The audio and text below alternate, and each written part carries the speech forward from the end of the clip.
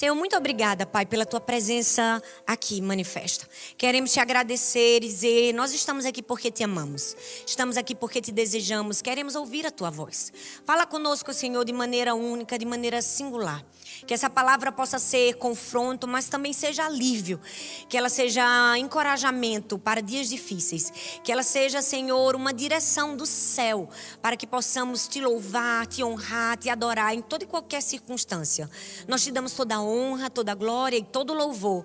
E nós Te agradecemos em nome de Jesus. Amém, amém e amém. Se você tem a sua Bíblia e pode, abra no Salmo 137, por favor, do verso 1 ao verso 4.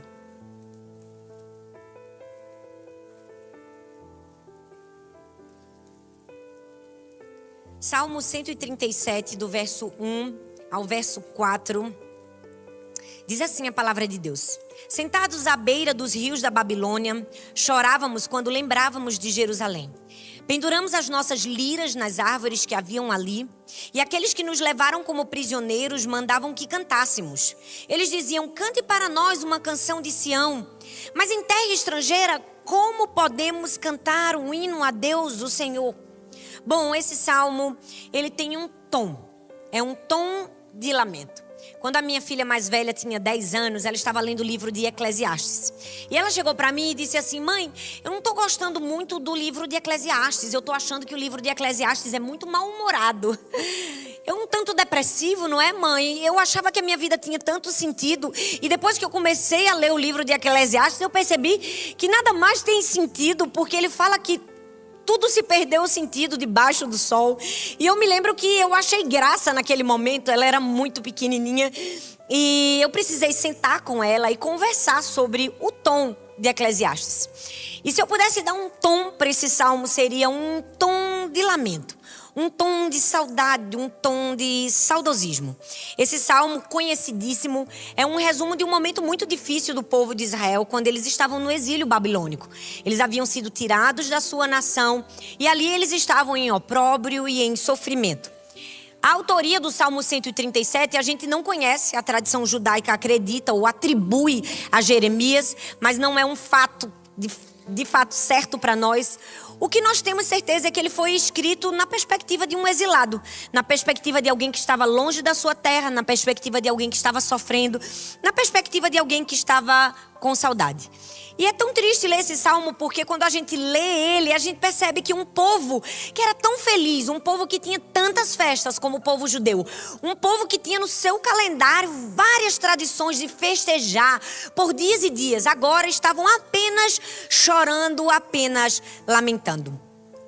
E aí o texto diz que os babilônios dizem assim: cantem vocês uma canção de Sião. É quase que um tom de zombaria. Vocês vão cantar agora? Nós queremos ouvir vocês cantando no momento da aflição. E de certo todos nós já enfrentamos uma situação como essa, que em momentos de dor e de aflição, alguém em tom de zombaria nos questionou: onde está o seu Deus em uma situação como essa? Será que agora você vai ser capaz de cantar um hino de louvor a Deus? Será que agora você vai ter forças para adorar ao Senhor? Bom, não era um momento especial, não era uma festa, não era um dia comemorativo, era um momento de dor e de aflição. Era um momento de ultraje, era um momento de vergonha, era um dos momentos mais difíceis para o povo de Israel. Eles estavam longe da sua terra. E para os judeus não era simplesmente ser expulso de um pedaço de terra.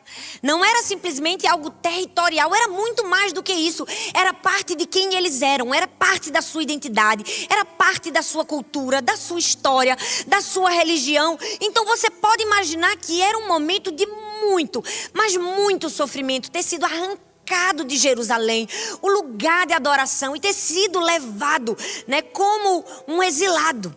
Então eu fiquei orando e pensando: meu Deus, quantas vezes já passamos por situações como essa, não é? Que vivemos momentos assim, impensáveis. Era impensável para o povo judeu que de repente eles seriam arrancados da sua casa e que perderiam tudo. Eu já vivi momentos em que eu disse assim: era impensável eu passar por uma circunstância como essa. Mas de fato, às vezes isso nos advém. E nós precisamos saber como responder em circunstâncias assim. Como responder em meio à dor, como responder em meio à aflição. Por isso o tema dessa mensagem se chama Cantando na Aflição. adorando a Deus na aflição. Eu, quando era muito pequena, minha mãe me colocou para estudar. Eu fazia piano e violino. Mas eu era tão pequenininha, eu não cresci muito não. Mas eu era menor. E quando eu fazia violino, eu era tão pequenininha que o método Suzuki, ele começa com uma caixinha de sabão para a criança aguentar, sustentar até que a gente recebesse um violino. Então eu sempre fui inserida nesse meio musical, se eu posso assim dizer. E eu sempre amei a música clássica. E eu não sei se você sabe, falando de música, existe uma música erudita que foi composta por médicos ingleses e alguns músicos ingleses também, que se chama... uma música a mais calma de todas. Aqui tira o peso. O nome da música chama Livre do Peso.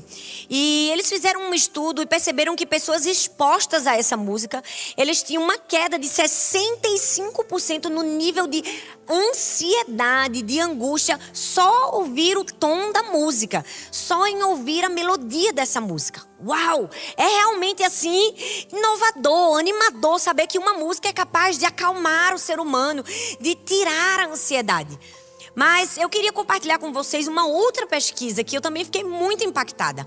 Feita aqui no Brasil, na Universidade Federal do Rio de Janeiro. Eles estudaram a Quinta Sinfonia de Beethoven e fizeram uma pesquisa com algumas células cancerígenas. E aquela Quinta Sinfonia foi tocada por aproximadamente meia hora. E algumas dessas células morreram, cerca de 20% delas, provando um aliado na terapia contra o câncer, a música. Então, eu fiquei pensando se a música, e já é provado cientificamente que ela tem esse poder de ajudar o ser humano no físico, quiçá no reino espiritual, não é verdade? A música, ela tem um poder, a adoração, ela tem um poder de trazer paz em meio ao caos, de livrar-nos de angústias. A Bíblia está recheada de histórias que comprovam isso. A Bíblia diz que o dedilhar da harpa de Davi expulsava os espíritos malignos de Saul. E não, ele nem sequer cantava, mas só ao tocar da harpa, ele recebia paz, ele recebia alívio. A Bíblia está recheada de histórias como essa. Nós vemos no livro de 2 Reis, no capítulo 3, no versículo 15, conta que o profeta pediu: ora, pois trazei-me um músico. E sucedeu que, tocando o músico, veio sobre ele a mão do Senhor. Ou seja, através de uma adoração, de uma música, veio sobre o profeta a mão do Senhor. Então nós vemos também que a adoração atrai a presença de Deus. Nós experimentamos isso hoje pela manhã. Ao tocar de cada louvor, nós sentimos a presença de Deus. Nós sentimos como que o céu sendo atraído até nós. E se você prestar bastante atenção nas escrituras, desde o Antigo Testamento até o Novo, você vai perceber que todas as guerras eram precedidas de adoração. Ou antes ou depois, sempre havia um momento de adorar. Eu amo que Deus tinha sempre uma estratégia de guerra totalmente diferente do que se comumente imagina. À frente da batalha iam os levitas, iam os músicos adorando. Não iam os soldados mais da menor patente. E adoração, porque a adoração é uma ferramenta poderosa, é uma arma de guerra para quebrar cadeias, para nos livrar de toda sorte de mal. E não somente antes, mas depois. A Bíblia é recheada de histórias. Eu selecionei tantos textos aqui: Êxodo 15, Números 21, Deuteronômio 32, 2 Samuel 22, Juízes 5. Nós vemos o cântico de louvor de Ana, de Débora, o canto de ação de graças de Isaías, né? A Bíblia está recheada de histórias de grandes homens e mulheres que usaram a adoração como uma arma poderosa para atrair a presença de Deus. E não somente atrair a presença de Deus, afugentar a presença do maligno. Eu realmente creio que há algo muito poderoso na nossa adoração. Se não fosse assim, Deus não teria separado uma tribo de todas as tribos somente para o serviço de adoração. A tribo de Levi. E mais do que isso, o maior livro da Bíblia é um livro de adoração. O livro dos Salmos. São 150 capítulos de súplicas, de lamentações, de louvor, de adoração. No grego psalmos, é realmente uma poesia adaptada à música. Então há algo muito forte em adorarmos a Deus em toda e qualquer circunstância. Quando erguemos um altar de adoração ao Senhor, fortalezas das trevas vêm ao chão. Sabe, armas do inimigo precisam retroceder. E eu fiquei meditando nesse Salmo 137 pensando quais são as canções que nós, como cristãos, precisamos aprender a louvar a Deus? E a resposta me veio exatamente com as canções que os israelitas não cantaram. Então quero compartilhar alguma delas com vocês aqui. A primeira canção que nós precisamos cantar em meio à aflição é a canção da valorização. Você pode falar comigo, valorização? Não tem nenhum poder mágico, é só para que você retenha o conhecimento. Valorização. Sabe, o povo de Israel conhecia o Senhor, mas nem sempre eles serviam a Deus. O povo de Israel conhecia o Senhor, mas nem sempre obedecia a Deus. O povo de Israel conhecia o Senhor, mas nem sempre se submetiam a Deus.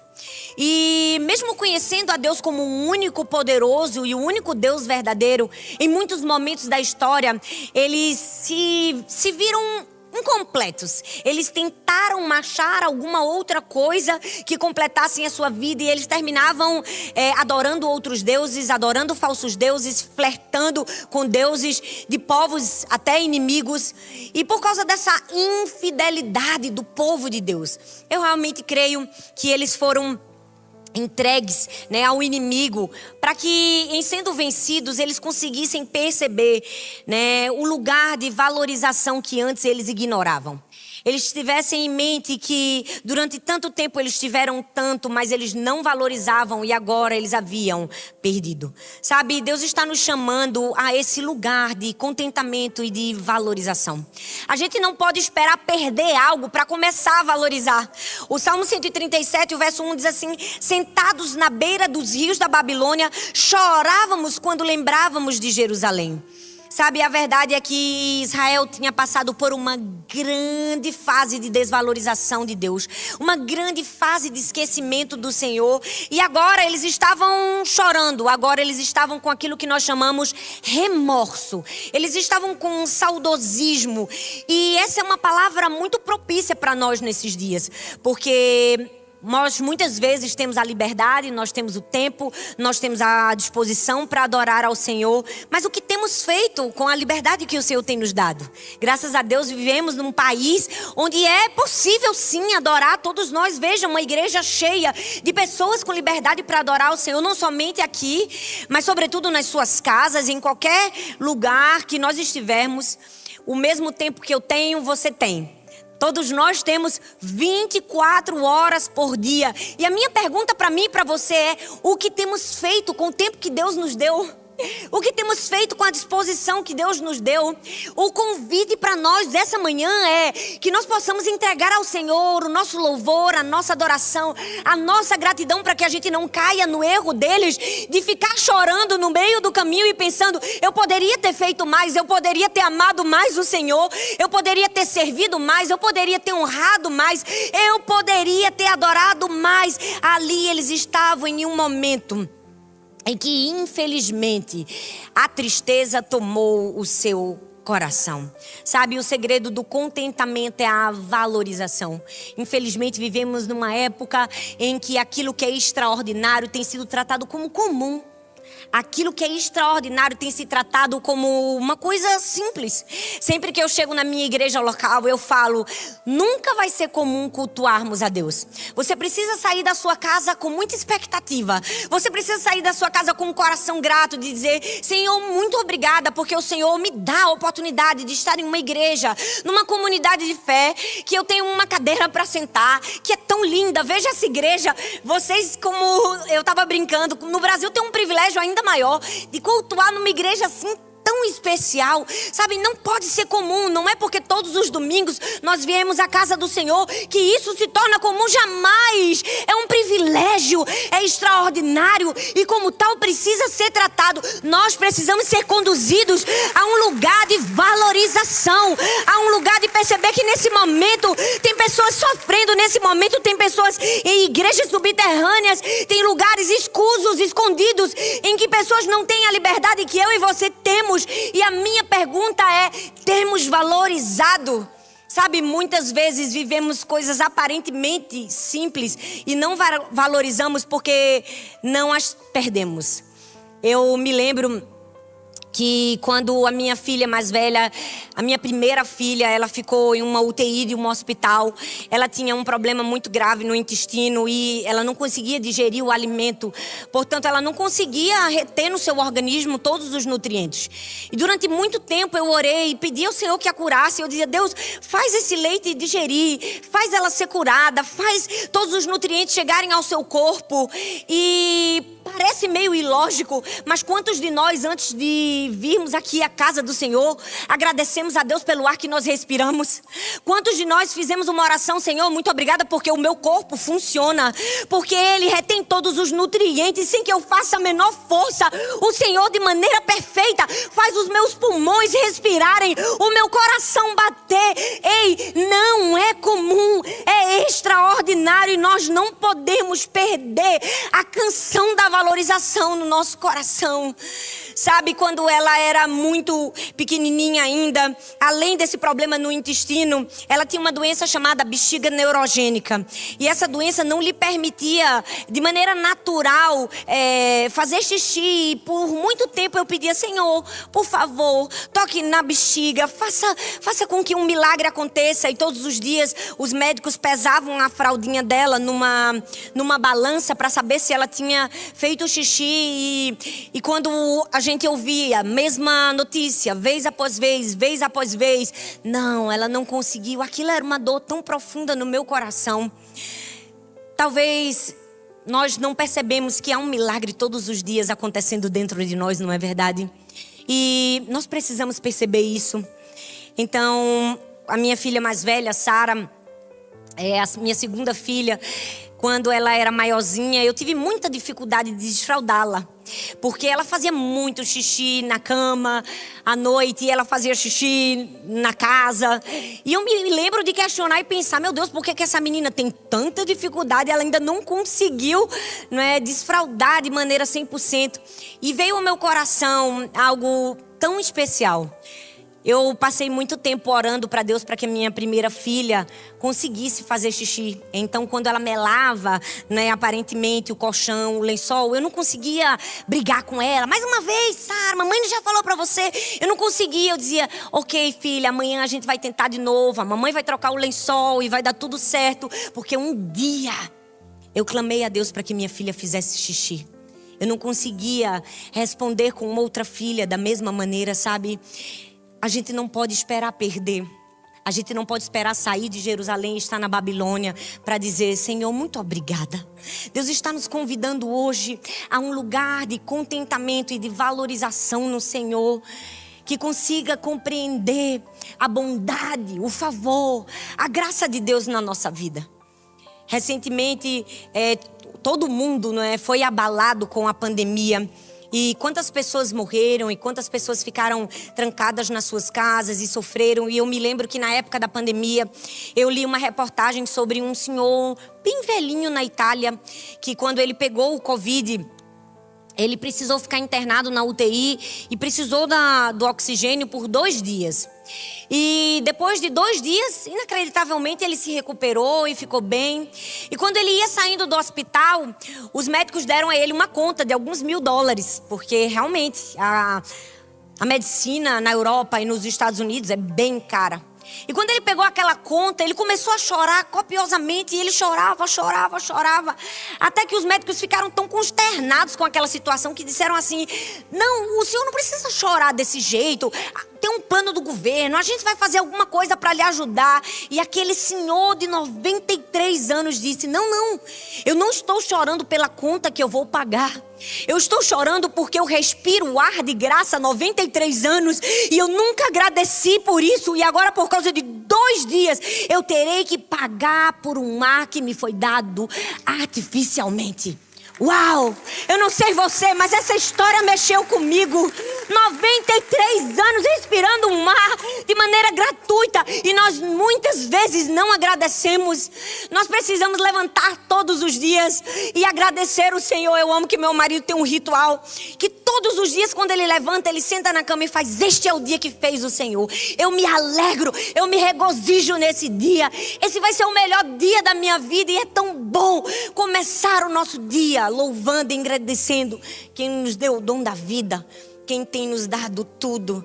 Nós precisamos cantar a canção da valorização. Na aflição, nós precisamos entender que mais importante do que o cenário é a companhia. Nós precisamos valorizar mais a companhia do que o cenário. O povo de Israel, infelizmente, não percebeu isso. Eles estavam longe de casa? Sim. Eles tinham perdido suas casas? Sim. Eles tinham perdido seus bens? Sim. Eles estavam exilados na Babilônia? Sim, mas eles ainda tinham a presença do Senhor. A presença de Deus nunca nos desampara, nunca vai embora, nunca nos abandona. Eu amo que a Bíblia usa uma dupla redundância. Ele diz: nunca te deixarei, jamais te abandonarei, para que fique claro que eu sempre estarei com você. Eu, o Senhor, não vou te deixar. Não importa a circunstância, não importa a adversidade, Ele nos deixou o seu Espírito Santo, o nosso paracleto, aquele que foi feito para estar ao nosso lado. Nunca nos abandona, nunca vai embora, não importa a circunstância. Hoje eu quero convidar você a valorizar mais a presença e menos o cenário.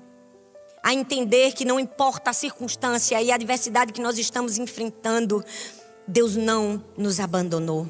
Sabe, a nossa adoração ao Senhor deve fluir de um coração que entende que Deus é mais importante do que o lugar, do que a estação, do que o estado que nós estamos. O povo de Israel se lembrava do que havia perdido, mas havia se esquecido de valorizar a presença que nunca tinha ido embora. Que nós possamos ser diferentes. Não vamos nos esquecer de que a presença permanece conosco. A Bíblia diz no Salmo 139, do verso 7 ao verso 12, diz assim: para onde me ausentarei do teu espírito? Para onde fugirei da tua face? Se subo aos céus, lá estás. Se faço a minha cama no mais profundo abismo, lá estás também. Se tomo as asas da alvorada e me detenho nos confins dos mares, ainda lá me haverá de guiar a tua mão, a tua destra me susterá. Eu amo que a Bíblia diz: para onde eu poderei me ausentar do teu espírito? Para lugar algum. Não tem como fugir da presença de Deus. Ela está conosco todos os dias. Se nós estamos em um dia bom, Deus está com a gente. Se nós estamos em um dia mau, Ele permanece conosco. Se estamos em festa no nascimento, Deus está com a gente. Se estamos no luto, Ele permanece ao nosso lado. Se as nossas contas estão pagas, Ele está conosco. Se há algo em ausência, Ele permanece. Ei, eu não sei você, mas o meu coração é grato, porque eu tenho um Deus que nunca me abandona. E eu preciso valorizar muito mais a companhia do que o cenário. Infelizmente, para alguns de nós, o modo como nós adoramos está intrinsecamente ligado à estação que nós estamos, ao estado que nós estamos. Mas o modo da nossa adoração não pode mudar de acordo com a nossa circunstância. Nós precisamos ser achados fiéis em toda e qualquer situação. O modo da nossa adoração não quer dizer o modo do nosso estado. Eles disseram: como vamos adorar em terras estranhas? A Bíblia está recheada de histórias de homens e mulheres que adoraram em terras estranhas. Ana foi essa mulher que adorou no templo, mesmo sem receber o seu milagre. Débora foi essa mulher que adorou no terreno inimigo. Davi foi capaz de adorar ao Senhor quando ele tinha sido esquecido, quando ele era só um pastorzinho, como eu costumo dizer, fedendo a ovelhas, desgrenhado, esquecido por sua própria família. Mas mesmo que ele não tivesse posições, títulos, ele ainda estava adorando a Deus. A minha pergunta para mim e para você hoje é: nós estamos esperando estar em lugares altos? Nós estamos esperando fazer ascensões meteóricas para adorarmos o Senhor com todo o nosso coração? Ou seremos achados fiéis quando nós estamos ali cuidando de ovelhas, quando ninguém está vendo, quando não estamos em destaque, quando não temos o microfone? Ei, você pode ser um adorador por excelência, não importa a circunstância, não importa o lugar que você está, não importa o cenário.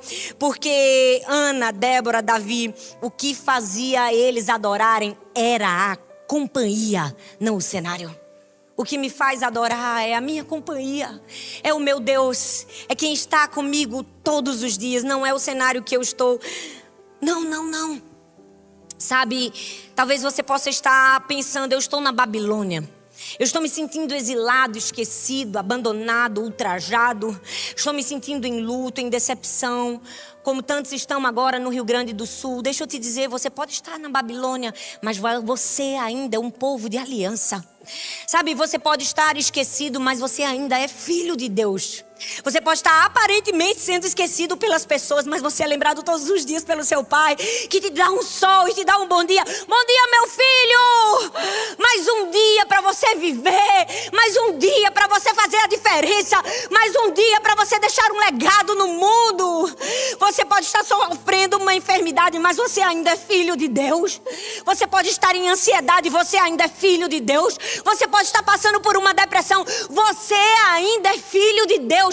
Valorize a companhia de Deus mais do que o cenário que você está enfrentando. Somos convidados a cantar a canção da valorização.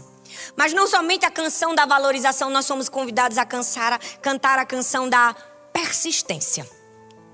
Salmo 137 diz: penduramos as nossas liras nas árvores ou nos salgueiros que haviam ali. Esse pendurar das liras, que eram os instrumentos musicais que eles usavam para adorar a Deus, era quase que uma explicação. Desistimos. Ok, entregamos o jogo.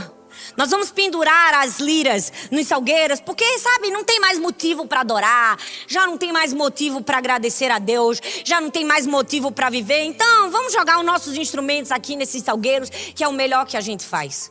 E sabe, muitas vezes nós, mesmo que de maneira inconsciente, fazemos isso na nossa vida sem perceber. Vivemos momentos difíceis e a gente acha que nada mais nos restou, né? A gente acha que perdeu tudo. Mas eu amo que Deus sempre deixa algo nas nossas mãos que é capaz de virar o jogo. Eles haviam perdido casa, família, bens. Mas o que tinham em suas mãos? Liras.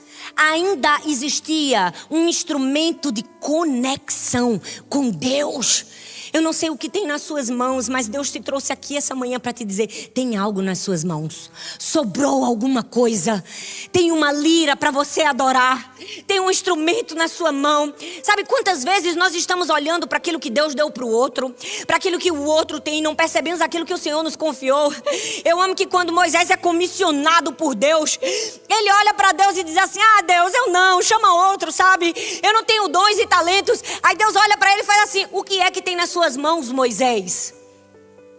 Ele fala: o que é que tem nas suas mãos? Ele diz: uma vara. Pois bem, Deus não precisava mais do que uma vara para fazer milagres. Deus não precisava mais do que uma vara para abrir o mar vermelho, para sair água da rocha. Deus não precisava mais do que uma vara, porque aquilo que nós precisamos para cumprir o nosso propósito em Deus já está nas nossas mãos. Ele já nos entregou. Eu fico imaginando se alguém, quando Moisés estava durante 40 anos no deserto de Midian, tangendo o bicho, não chegasse para ele e dissesse assim: olha, Moisés, tu nem sabe. Um dia, Moisés, essa vara que está aí nas tuas mãos vai abrir o mar vermelho. Moisés, tu nem sabe, um dia essa varinha que está nas suas mãos vai tocar no Nilo e vai virar sangue. Eu acho que Moisés ia rir, não é? Certamente riria. Esquecido, num momento de frustração. Mas nós nunca podemos esquecer as promessas de Deus. Às vezes, em momentos de deserto, Ele diz: essa vara nas suas mãos, essa lira nas suas mãos. E nós achamos que precisamos ter mais, mas aquilo que nós precisamos já está nas nossas mãos. Não desista, persista, insista, vá até o fim. Não, a lira não era um instrumento mágico, não era algo sobrenatural. Sabe, não é o instrumento, é na mão de quem e na maneira como vai ser feita que produz um milagre. 5 pedrinhas e um estilingue sozinho não podiam fazer nada, mas nas mãos de Davi foram um instrumento de Deus para derrubar um gigante. 5 pães e 2 peixinhos na mão de uma criança. Talvez na minha e na sua não fosse nada, mas na mão de Jesus foi capaz de alimentar toda uma multidão. A gente poderia falar de tantas coisas aqui. Uma fitinha vermelha na mão de Raabe foi um instrumento de livramento da sua casa. Sabe, tem um instrumento nas nossas mãos. Nós somos convidados a não desistir na aflição. Cante a canção da persistência. Eu costumo dizer que Eu sou alguém que, assim, para me fazer desistir vai ter um pouco mais de trabalho. Eu não tenho muita facilidade de ouvir, não. Eu vou até o fim, meu marido conhece. Eu insisto e mais uma vez eu insisto. Eu acho que quando passamos por muitas aflições, Deus vai nos capacitando. Ele vai dando uma habilidade maior de resiliência. E tem horas que eu digo, Deus, tá bom. Porque você já viu que naqueles caminhões assim, tem aquelas frases assim: Deus só dá as maiores batalhas para os melhores soldados, né? Tem hora que eu penso assim, Deus, o Senhor tá pensando que eu sou Rambo. Não, Deus, tá bom. Não é? Tá bom, tudo bem. O Senhor tá me dando provas para ser resiliente, mas ok, Deus. Sabe, Deus está nos chamando para esse caminho de persistência, de não desistência. Podem ter tirado de nós Jerusalém, mas não tiraram de nós a presença do Senhor. Eu amo quando o apóstolo Paulo diz assim, na minha primeira defesa: ninguém apareceu para me apoiar, todos me abandonaram.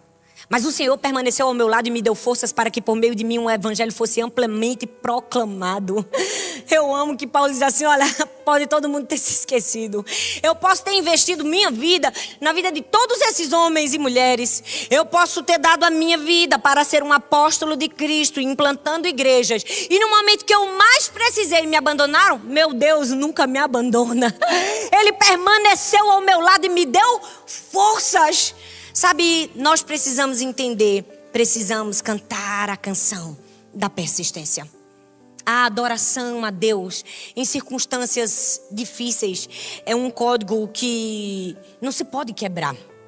É uma aliança tão forte. A Bíblia fala no Novo Testamento de Paulo e Silas. Eles foram lançados em uma prisão. E eu brinco que o maior erro deles foram lançar Paulo e Silas juntos, né? Porque a Bíblia diz, onde estiverem 2 ou 3 reunidos no nome do Senhor. Talvez se eles estivessem separados não tivesse dado tão certo. Mas eles estavam juntos na prisão. E não era uma qualquer prisão, não é essa prisão que a gente está acostumada. Era uma masmorra. E ali eles tinham sido colocados por uma sentença de morte. No dia posterior, eles haveriam de morrer. Você pode imaginar estar em um lugar sombrio e que no dia seguinte você soubesse que quando acordasse você seria morto? E a Bíblia diz que à meia-noite, na hora mais escura do dia, na hora de maior aflição, Paulo e Silas estavam adorando. Olhe bem para mim. Quando eles começaram a adorar, os outros prisioneiros também começaram a ouvir e algo sobrenatural aconteceu. O quê? Cadeias quebraram, cadeias vieram ao chão e eles foram completamente livres. Tem algo poderoso em cantar no meio da aflição. Sabe por quê? Porque é o mesmo que olhar para Satanás e dizer: eu não me submeto a você, eu não me submeto às minhas emoções, eu me submeto a Deus e somente a Ele. Cantar em meio à aflição, é isso. Nos ensina que o nosso coração precisa estar em Deus. Deus está nos chamando para isso. Eu amo que quando Paulo e Silas adoram ali naquele lugar escuro, sombrio e triste, as primeiras pessoas que são impactadas são as que estão ao seu redor. Deixa eu te dizer, todos nós temos um testemunho. Se não ainda o temos, o teremos. E quando Deus te der um testemunho, antes de abalar uma multidão, vai abalar quem está próximo de você, quem está perto de você. As pessoas vão poder sentir o bom perfume de Cristo quando você passar por uma dor. Elas vão olhar para você e vão ver Jesus. Eu amo que a Bíblia diz que Paulo e Silas cantaram, mas todos foram libertos. Isso significa que 2 cantaram, mas os que estavam ao redor foram libertos. É por isso que o diabo não quer que a gente cante na aflição, porque ele sabe que tem liberdade não somente para nós, mas para quem está ao nosso redor, para quem está do nosso lado, para sua família, no seu trabalho. A maneira como você adora a Deus, a maneira como você responde a uma aflição, tem o poder de quebrar o cárcere de outras pessoas. Eu posso dizer isso, eu vivi isso. E em último lugar, a canção que nós precisamos cantar é a canção do sacrifício. Eles responderam: mas em terra estrangeira, como poderemos cantar um hino ao Senhor? Bom, essa é a canção mais difícil de ser cantada. É a canção do sacrifício durante a aflição. O povo de Israel estava dizendo assim, em terra estrangeira, ou seja, em sofrimento. em angústia, em dor, em aflição, como poderíamos cantar uma canção? Essa é a canção mais importante que nós vamos entoar durante toda a nossa vida. A canção de sacrifício ao Senhor. Eu me lembro que durante todo o período que minha filha ficou internada no hospital, eu costumava ficar na escada do hospital, na escada de emergência, porque era tanta dor, era tanta aflição, e eu passava por tantas circunstâncias ali, e eu encontrava na escada um refúgio. E eu me lembro que nas escadas eu sempre cantava um hino que dizia assim: essa paz que eu sinto em minha alma, não é porque tudo me vai bem, essa paz que eu sinto em minha alma é porque eu amo ao meu Senhor. Não olho as circunstâncias, não, eu olho o seu amor, seu grande amor, não me guio por vista, alegre estou. Sabe, Deus sabe que com todo o meu coração, não falo isso com orgulho, muito pelo contrário, só Deus sabe a dor que eu enfrentei. Mas um dia, a resposta da minha oração não foi a cura da minha filha. A resposta da minha oração foi sobreviver em meio à morte. Eu precisei enterrar a minha primeira filha. E eu me lembro que no dia do enterro, algumas pessoas chegaram perto de mim e disseram assim: Thalita, você quer falar alguma coisa? E eu falei: eu quero adorar o Senhor. Eu quero que cante essa mesma música, essa paz. Não, eu não estava em paz e Deus sabia que eu não estava em paz, mas eu preferi adorar e dizer: eu tenho paz em Jesus. Eu sabia e Deus sabia que eu estava olhando para as circunstâncias adversas ao meu lado, mas eu preferia dizer: não me guio por vista, não me guio por vista. Deus sabia que não havia alegria no meu coração, mas eu preferia dizer: alegre estou, porque o Senhor me deu, o Senhor tomou. Bendito seja o nome do Senhor. Quem somos nós para questionar a Deus na aflição? A nós só nos cabe adorar, entregar uma oferta sacrificial de adoração ao Senhor. Sabe, você está aqui porque Deus te convidou a cantar. Como Paulo e Silas, nem que seja seu último dia, adore ao Senhor. Nem que seja o último momento do seu respirar, adore ao Senhor. Na alegria, na tristeza. Eu amo que Jesus, antes de ser levado à morte, Ele louvou, Ele adorou, Ele convidou os seus discípulos a isso e Ele nos deixou esse exemplo. Mateus 27, versículo 30 diz: depois de terem cantado um hino, saíram para o Monte das Oliveiras.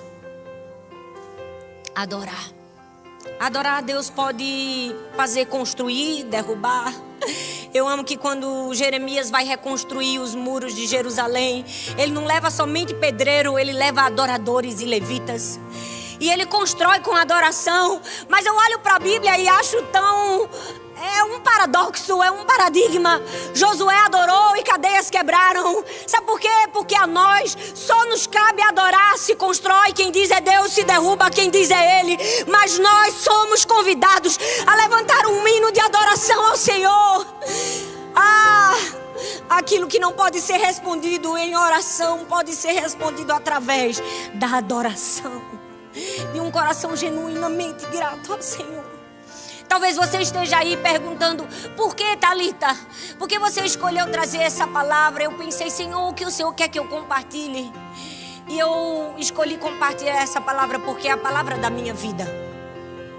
Deus me fez passar por muitas aflições, mas me fez vencer cada uma delas para dizer: é possível viver uma vida de contentamento, de paz, de alegria em Deus, independente da circunstância. Não significa que tudo foi bom na minha vida. Quando eu tinha 3 anos de idade, minha mãe foi na nossa casa de praia e infelizmente teve que ver com seus próprios olhos a traição do meu pai. Ele traiu minha mãe e abandonou a nossa casa. Eu tinha só 3 anos de idade e tanto eu como meus irmãos foram esquecidos pelo meu pai. Todos os anos, no dia dos pais, eu tinha que entregar uma gravata, eu tinha que entregar uma caneta para minha mãe. Era muito doloroso.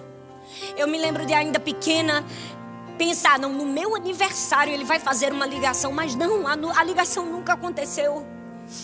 Eu experimentei abandono paterno. E então um tio meu, o irmão de minha mãe, meu tio Lauro, ele se aproximou da nossa família, fez a vez de figura paterna. E um dia ele estava na fazenda, ele foi à fazenda pagar os trabalhadores. E ele sentou numa rede, como é costume, né, lá no Nordeste. Ele sentou para ler a Bíblia. Ele era um homem tão temente ao Senhor, ele era um santo homem de Deus e eu o amava tanto.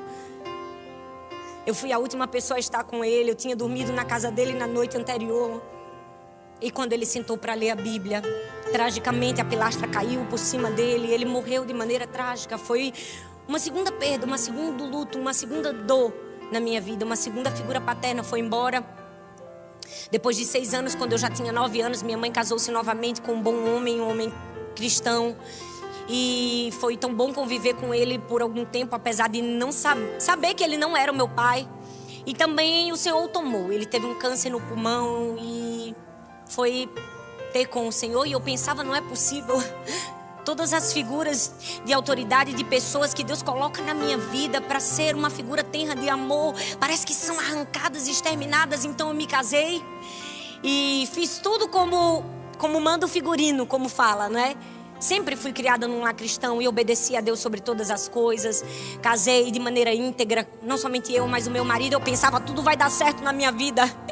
Eu fiz tantas renúncias por amor a Jesus. Eu me formei em Direito, Sociologia. Eu era concursada. Eu abri mão de tudo para servir a Deus de maneira voluntária. Não, certamente o Senhor vai me dar algo muito bom. Às vezes nós somos educados nesse tipo de evangelho, não é? E então minha primeira filha foi tomada pelo Senhor.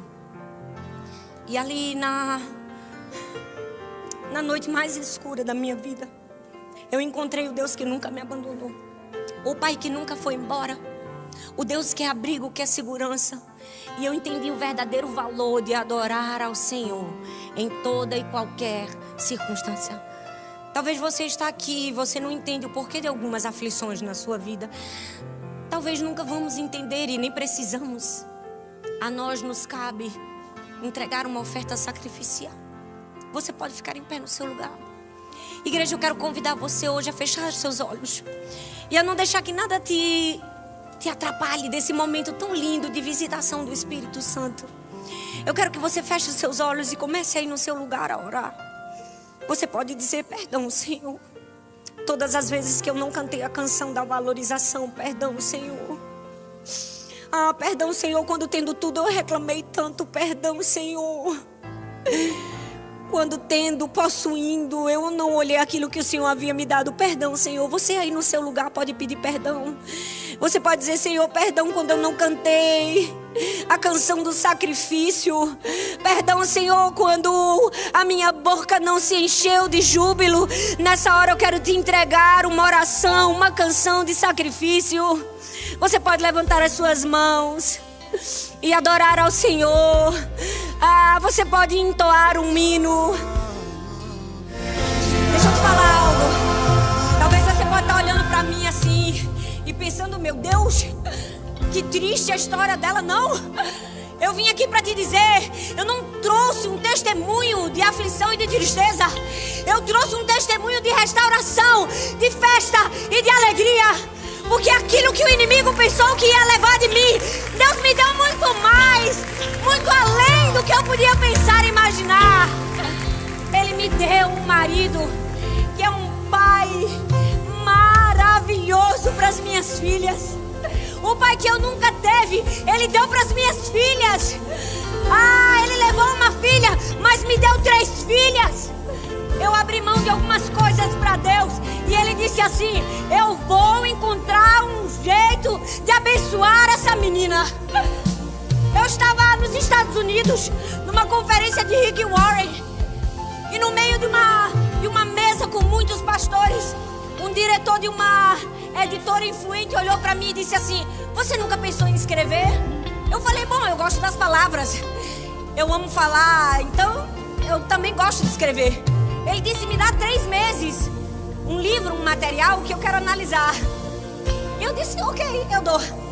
Em 3 meses eu escrevi o meu 2º livro. Entreguei a ele de uma maneira sobrenaturalmente. O Senhor me abençoou com aquilo. O Senhor espalhou tantas pessoas puderam ser alcançadas com esse testemunho. Não.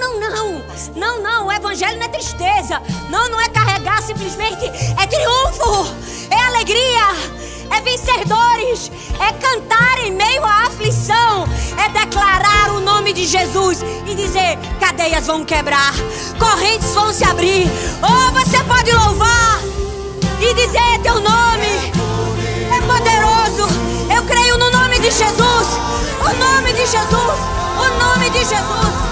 Somente Jesus.